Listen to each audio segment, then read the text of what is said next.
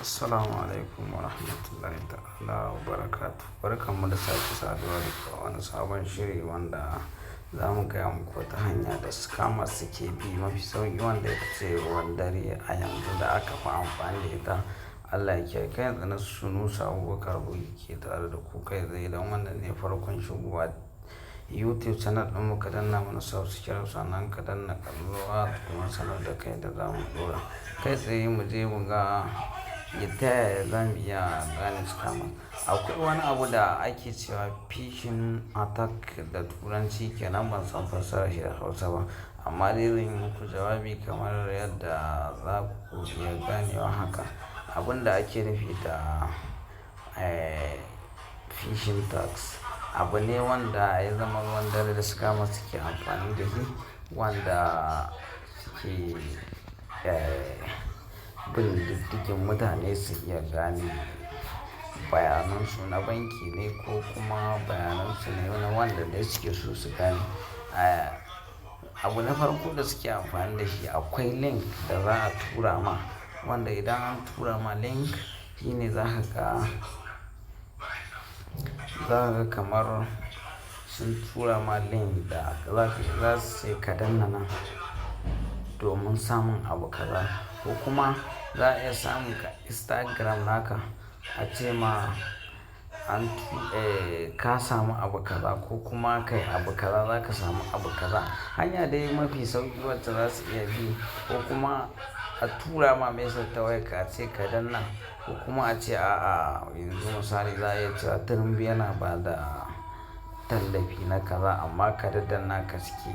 In ka je za a ce ma sai ka kai wani gu sannan wannan kuɗin naka za su iya fita.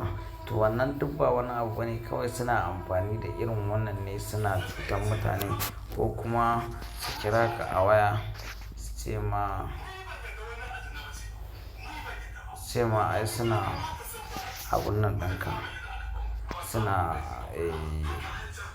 yi ma kaza, ko kuma za ka iya ganin sun san ka ne duk daman za su iya cewa kai tsaye kamar ni dai Allah ya ce sunana Sunusi Abubakar kaza kaza, ko kuma za su iya ma ta wani dai hanya mafi sauƙi wanda kai baka sani ba, amma su in sun tura ma link za ka gane.